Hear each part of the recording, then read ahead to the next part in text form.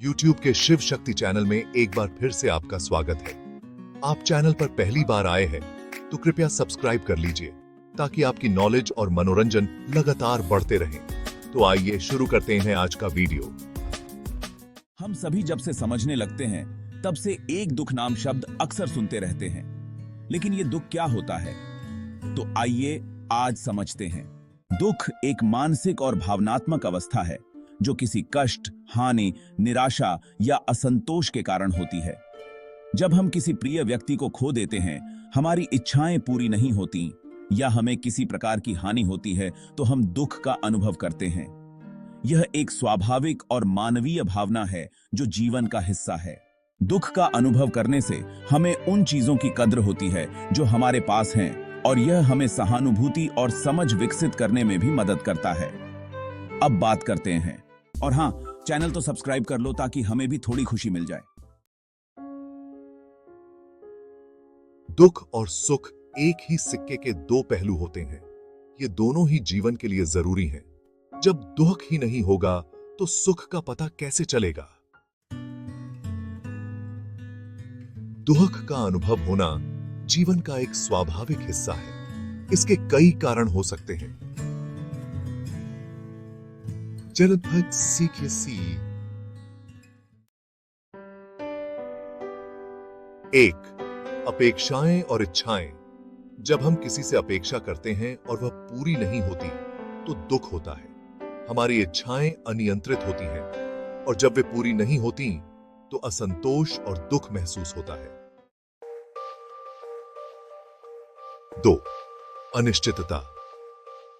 जीवन में हर चीज हमारे नियंत्रण में नहीं होती, जैसे स्वास्थ्य, संबंध या करियर। यह अनिश्चितता डर और दुख का कारण बन सकती है। हम अपने प्रियजनों, संपत्ति या स्थिति से जुड़ जाते हैं। इनका खोना हमें बहुत कष्ट देता है और यह दुख का कारण बनता है। बहुत से लोग या तो अतीत में फंसे रहते हैं या भविष्य की चिंता में खो जाते हैं, जिससे वे वर्तमान का आनंद नहीं ले पाते। इस वजह से भी दुख उत्पन्न होता है। नकारात्मक सोच या चिंताग्रस्त स्वभाव भी हमें दुखी कर सकता है। हमारी मानसिकता और भावनाएं हमारे अनुभवों को प्रभावित करती हैं।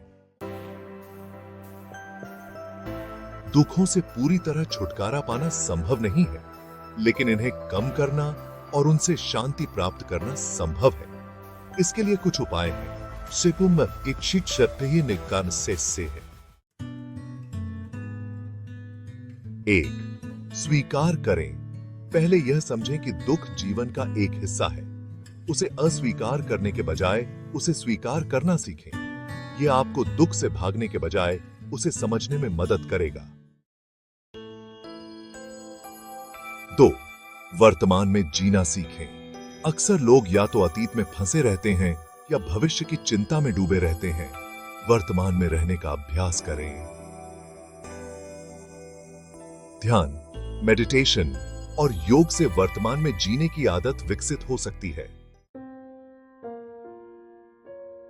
3. ध्यान और साधना।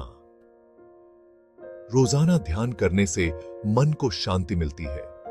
यह आपको विचारों को नियंत्रित करने और नकारात्मक सोच से दूर रहने में मदद करता है। 4. आभार व्यक्त करें। रोजाना उन चीजों के लिए आभार व्यक्त करें जो आपके पास हैं। यह मन को सकारात्मक बनाए रखता है और छोटी छोटी खुशियों को समझने की क्षमता बढ़ाता है। 5. अपेक्षाएं कम करें। दुख का एक बड़ा कारण अपेक्षाएं होती हैं। दूसरों से या परिस्थितियों से अपनी अपेक्षाएं कम करें। जितनी अधिक आप अपेक्षाएं छोड़ेंगे, उतनी ही कम निराशा होगी। 6. सकारात्मक सोच रखें।